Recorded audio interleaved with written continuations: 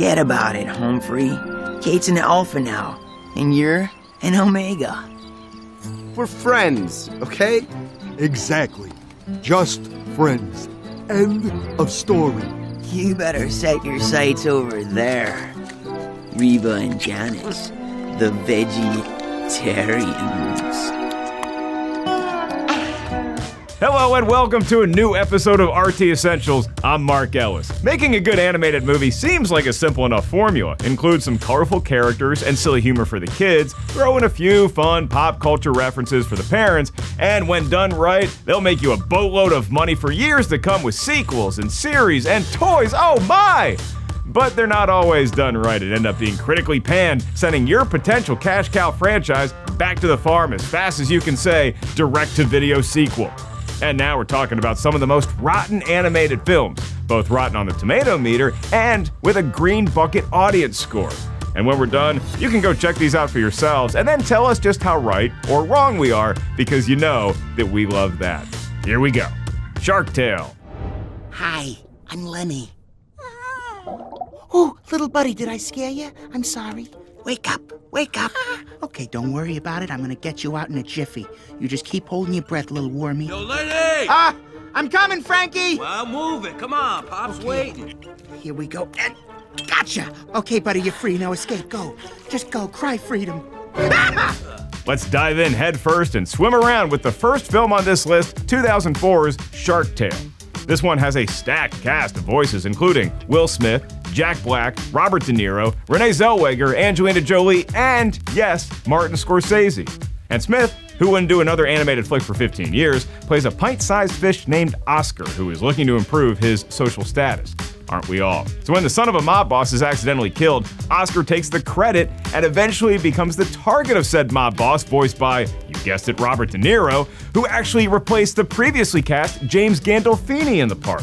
The film's release was moved up a month in 2004 to avoid competing directly with Pixar's The Incredibles. And it seemed to work a bit, because despite the rotten rating, Shark Tale went on to make some decent money around the world and was even nominated for an Oscar for Best Animated Feature.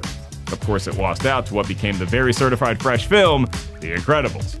Lola, we meet again. You know, Shark Slayer, there's only one thing I like better than money. Revenge. Oh, I'm in love. Your shark slaying days are over, and there ain't nothing you can do about it. But one of the major criticisms surrounding Shark Tale was its use of Italian-American stereotypes. And after the Anti-Italian Defamation League protested the film's release, DreamWorks responded by changing the name of Peter Falk's character from Don Brizzi to Don Feinberg, which was ultimately deemed unsatisfactory. To go along with that, the consensus from critics is that Shark Tale is derivative and full of pop culture in-jokes, with a lot of critics saying it's not actually fit for kids to begin with, including Roger Ebert, who said that since the target audience is presumably kids and younger teenagers, how many of them have seen the R-rated Godfather and will get all the inside jokes? Well, Mr. Ebert, it appears the answer was not very many. You were probably onto something. Planes. Thanks, guys! Woo! Wait! Rip Stinker! Yeah, that's your name. That's some supersonic suicide. Man, I thought about the Stinker Bunch was bad. Man, that's got nothing on you. Woo! You're just nasty. Nasty-licious. You need to go home and wash up. Twice. Whoa! Coming in for a rotten landing as the next movie on this list is 2013's Planes. This film features Dane Cook as the voice of Dusty, a small-town crop-dusting plane with a fear of heights, but who dreams of one day competing as a high-flying air racer.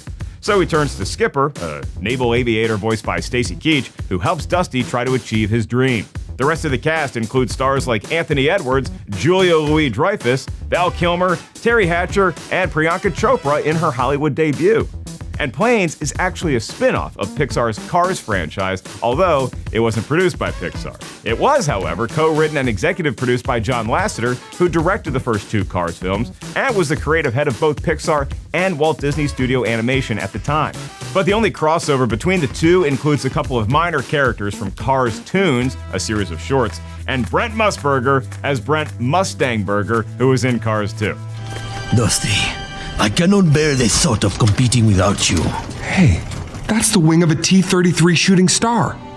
When the great Mexican Air Force needed help, American T-33s came.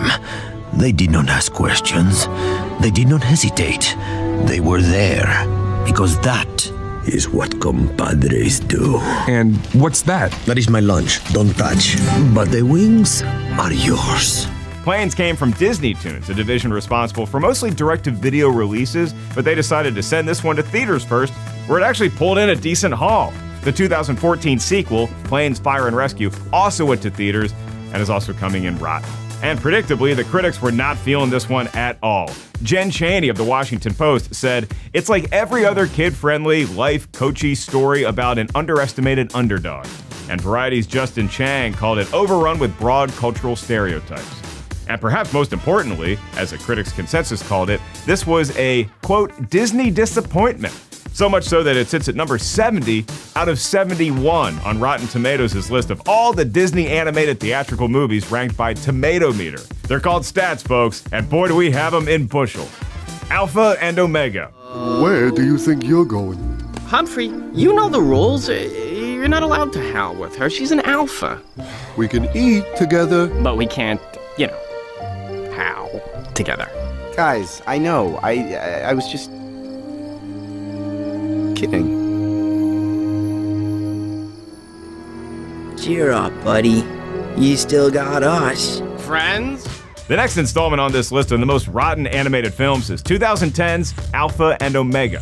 This movie is loosely based on the story of Romeo and Juliet and revolves around two young Rocky Mountain wolves named Humphrey and Kate, voiced by Justin Long and Hayden Panettiere, who fall in love with each other despite being from opposite ends of the pack. Christina Ricci, Danny Glover, and Dennis Hopper, in his final performance prior to his death, round out the main cast. The film was released in 3D, and after a rough opening weekend with just $9 million made at the box office, it kicked off a stretch of 5 straight movies released over 7 months that would set the record for the worst debut for a 3D movie. A list that's topped off with Hoodwinked 2, Hood vs. Evil, which I have a feeling we'll get to a little later. Why are you looking at me like that?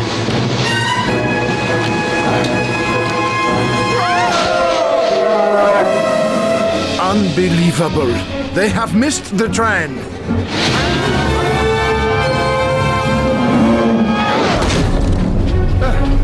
Or not. Alpha and Omega was originally intended by writer Steve Moore to be a bit darker in tone and with a bit more serious story. But Lionsgate was looking for something aimed more towards children, which led to the original script being rewritten. Didn't seem to work, though, according to critics like Sherry Linden of The Hollywood Reporter, who said it was abounding in dumb jokes that kids are bound to like, but sometimes too scary for very young viewers. On top of that, the overall consensus from critics also called out Alpha and Omega's bland visuals and dull, predictable plot. So in spite of the negative reviews, or maybe because of those bad reviews, the film has gone the way of a direct-to-video franchise, cranking out 8 sequels in the 12 years since its release. There's been a lot of math on that one. Sorry, I thought way too hard. Ice Age Collision Course. Will you be... I'm gonna stop you right there. I'm breaking up with you. What? But I planned our whole future. Our wedding, our kids, our burial plots. How you doing? Are you crazy? We've only had one date. It lasted 14 minutes. Yes, but it felt like 20. Ugh, I can't. A ring? I mean, I like the ring, but no, I can't. You're too clingy. How is it clingy?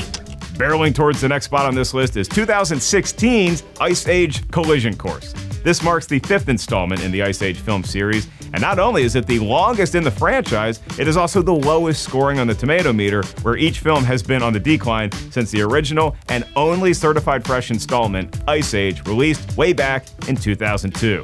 Many stars, including Ray Romano, John Leguizamo, Jennifer Lopez, and Queen Latifah, reprised their roles from previous films, with newcomers like Adam Devine, Jesse Tyler Ferguson, and Jessie J joining the fun. This time, Scrat is accidentally fired off into outer space in an abandoned spaceship. That guy will do anything for an acorn, which sends a giant asteroid heading back the other way towards Earth. Collision Course parodies sci-fi films like Alien, The Martian, and Gravity.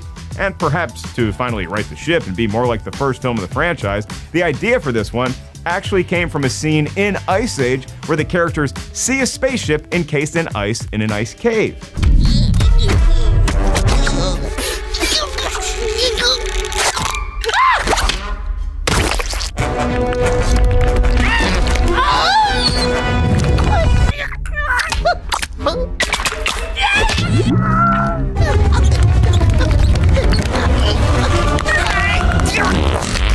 But none of that quite worked. The film fell short of its $105 million budget at the United States box office, eventually pulling in a profit with overseas ticket sales, but still finishing as the lowest grossing movie of the franchise. The critics' consensus calls Collision Course unoriginal and unfunny, offering further proof that not even the healthiest box office receipts can keep a franchise from slouching toward creative extinction.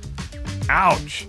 This is backed by critics like Peter Travers of Rolling Stone, who called it a loud, lazy, laugh-starved cash grab, and Katie Walsh of the LA Times, who said, "It's a watered-down entry that cynically exploits its target audience by serving them scraps and calling it yummy." And now I'm just hungry for scraps. The Nut Job. Wait, we don't know what that is. Andy, I am in charge. Proceed, my dear.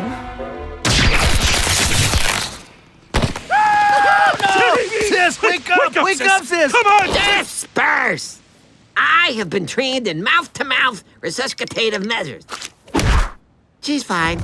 And cracking into this list next is 2014's The Nut Job. This rotten animated film stars the voices of Will Arnett, Brendan Fraser, Katherine Heigl, and Liam Neeson, among others. In it, Arnett plays Surly, an exiled squirrel who destroyed the winter food supply of his fellow park residents and tries to redeem himself by raiding a nearby nut shop, which happens to be a front for mobsters looking to rob the bank next door. Did we get all that? The Nut Job pulled in a modest $121 million at the worldwide box office against a budget of $43 million. And despite the negative reviews, that was enough for a sequel, The Nut Job 2, Nutty by Nature, which was released in 2017 and is only slightly less rotten on the tomato meter. But it's got to get extra credit for the reference to 90s rap group Naughty by Nature, right? And speaking of budgets, the $43 million for this made it the most expensive animated film to be co-produced in South Korea, which could be why South Korean music star Psy makes a cameo appearance as himself during the end credits, along with his hit song, you guessed it, Gangnam Style. You know the one. Come on, hit the music. No? Not dancing today. Sorry, kids. Let go of this stick! I do not know how to let go of this stick! Let go of this! All right, fine. Hey, Surly!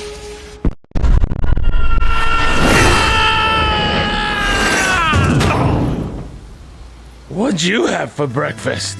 And while some might argue that the mere presence of that song is the main reason for the rotten score, it was probably some other factors as well. Because along with drawing some not so favorable comparisons to other rodent-based animated fare like Ratatouille and Over the Hedge, a common theme among movie reviewers is what the critics' consensus calls an unlikable central character. Bill Gutekunst of the Arizona Republic wrote that Arnett is a great comedic actor and a cynic wit, but here, his Surly is just a selfish jerk. And Michael Phillips of the Chicago Tribune added that The Nut Job fights its protagonist's own charmlessness from the first scene. Dougal. 70! Bravo, my friends. I always knew you could do it. But we thought you were dead. Dead? Nonsense, Dougal. Everyone knows that after winter, it's time for spring.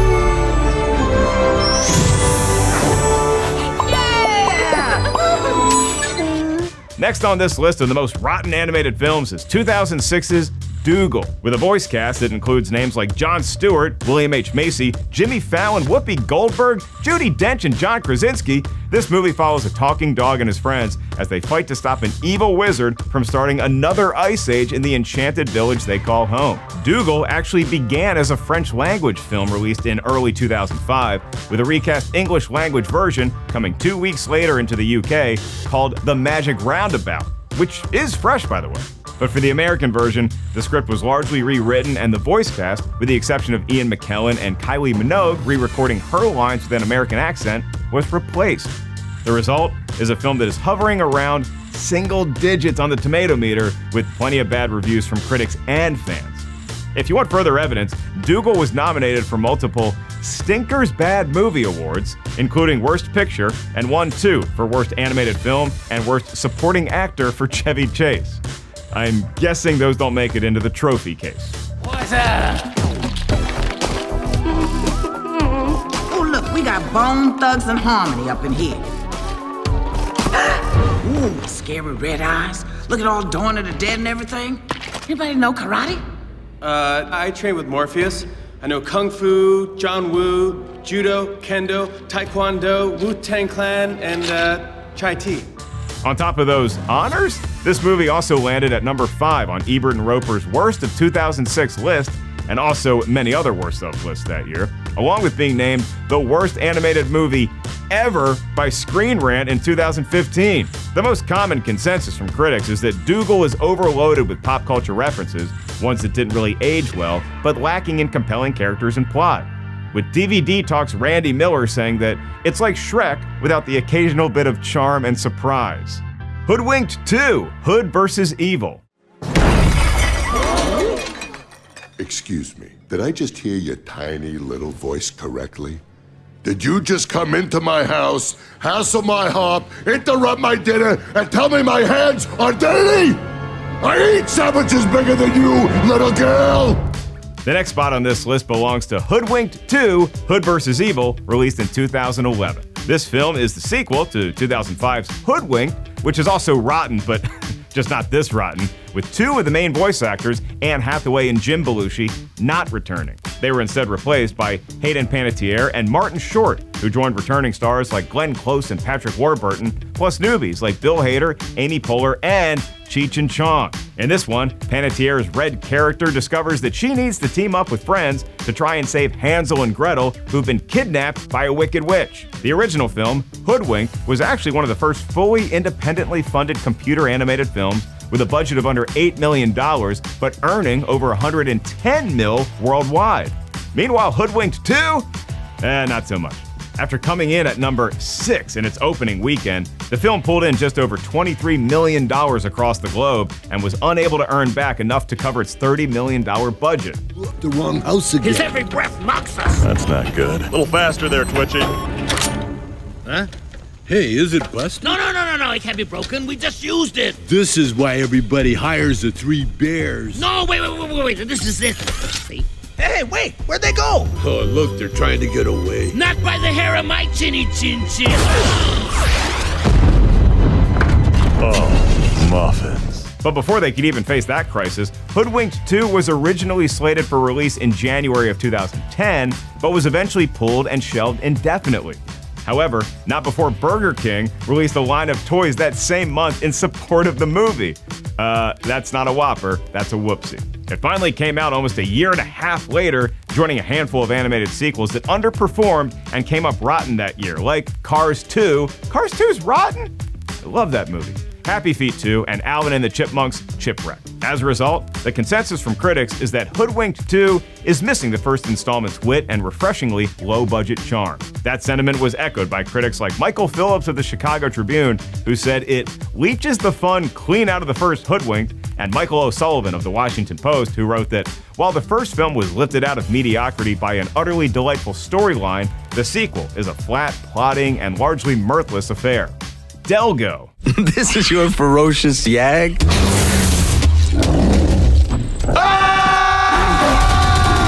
Next up on this list is 2008's Delgo. In a bit of an I Know What You Did Last Summer reunion, this movie features the voices of both Freddie Prinze Jr. and Jennifer Love Hewitt. Prinze stars as Delgo, a naive and adventurous teenager who begins a forbidden friendship with Kyla, played by Love Hewitt. Their relationship causes the hostility between their respective people to increase, opening the door for an exiled ruler to try and reclaim her throne. When it comes to the failures of this film, while it was definitely panned by fans and critics alike, you need to look no further than the box office, where it was one of the lowest grossing wide releases in recent history. At the time, in 2008, it was the worst opening ever for a film playing in over 2,000 theaters, ultimately earning under $1 million and being pulled from theaters after a week. You're alive! That was good enough to overtake Dougal as the lowest grossing computer animated film of all time, a title it still holds. And if you're one of those math-loving types, I can tell you that Delgo lost an estimated $46 million when it was all said and done. And some of the common issues that critics had with Delgo were described as weak animation, dull characters, and bad voice acting. And perhaps most importantly, as USA Today's Claudia Pugh pointed out, it's also rather dark and convoluted for children, with Stephen Whitty from the Newark Star-Ledger adding, there isn't enough action for older children or silly humor for younger ones. The Emoji Movie. Morning, Mrs. D. I see you have the little minis with you. Oh, they're so cute.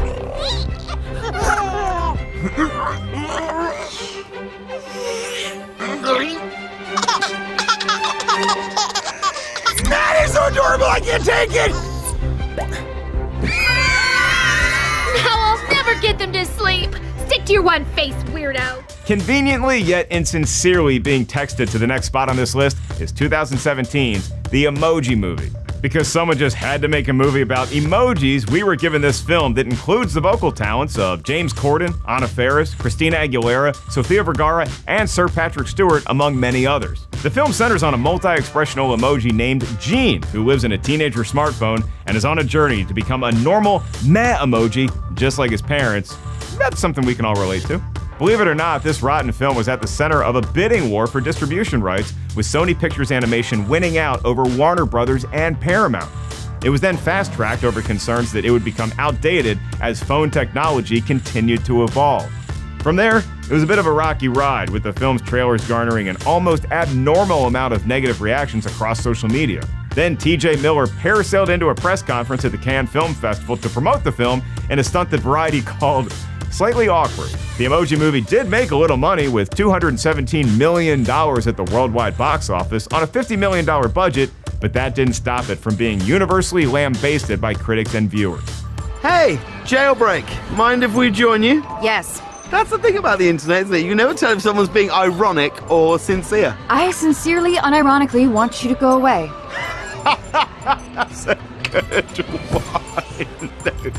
And while critics dissed aspects like the humor, the tone, the plot, the script, the use of product placement, the lack of originality, pretty much everything, one common issue with multiple outlets was the film's negative comparisons and similarities to other animated movies like Inside Out, Toy Story, Wreck-It Ralph, and The Lego Movie, among others.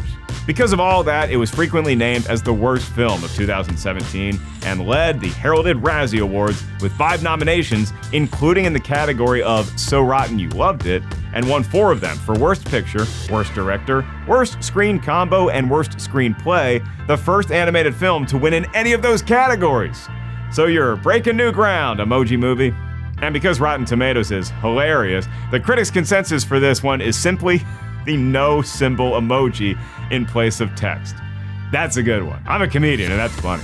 Norm of the North. Oh, my 5 o'clock is here. Excuse me, Normie. I don't know why you spend so much time and energy on these tourists. The humans won't destroy something they love. And they love us. And finally, the last movie on this list, like a North Star that all the other rotten animated movies were walking towards, it's the 2016 movie Norm of the North. Rob Schneider provides the voice of Norm, a polar bear who doesn't know how to hunt, but does have the ability to talk to humans, something he eventually needs to save his Arctic home from a shady developer, voiced by Ken Jeong. The voice cast also includes Heather Graham, Loretta Devine, Gabriel Iglesias, and Bill Nighy. This rotten film seemed a little doomed from the start, with several delays and rewrites leading to what became a 6-year-long production. At that point, the studio decided to put what was supposed to be a straight-to-video release, like the 3 sequels that have followed, into theaters first. But after opening over a long weekend in January of 2016, alongside films like 13 Hours, The Secret Soldiers of Benghazi, and Ride Along 2, Norm of the North was only able to muster a 6th-place finish on its way to grossing around $30 million during its run, against a $20 million budget. Any last words before I eat you?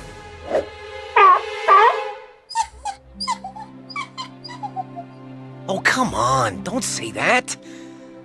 You always know exactly what to say to get to me. Eat him! Eat him! Yeah, eat him! Eat him! Along with that came a lot of negative reviews from critics, even holding a 0% rating on the tomato meter for a while before I saw it. No, I didn't influence the tomato meter, but it did eventually get all the way up to 6%. Gripes from critics include the adult-leaning plot points about global warming and real estate, with whatever eco-message there is coming across as rather vague. And of course, with plenty of animated movies already taking place in a similar setting, Norm of the North drew some unfavorable comparisons from critics, like Mark Kermode of The Observer, who said it plays like a bargain bin mashup of tropes lifted from Happy Feet, Madagascar, Ice Age, etc. And given how far we've come with animated movies these days, Katie Rife of the AV Club said that in a post-Pixar world where audiences have become accustomed to quality animated family films, it's a waste of money. Alrighty, well that does it. Thanks for checking out our list of the most rotten animated films. But as we all know by now, if you really want to know just how rotten or not these movies are, there's only one way to find out. Boom! I just set your weekend plans for you. You are welcome. Thanks for tuning into RT Essentials. I'm Mark Ellis, and my emoji combination right now is beach umbrella, dog, and chocolate donut. Yes, the dog is going to try to eat the donut. No, I will not let her.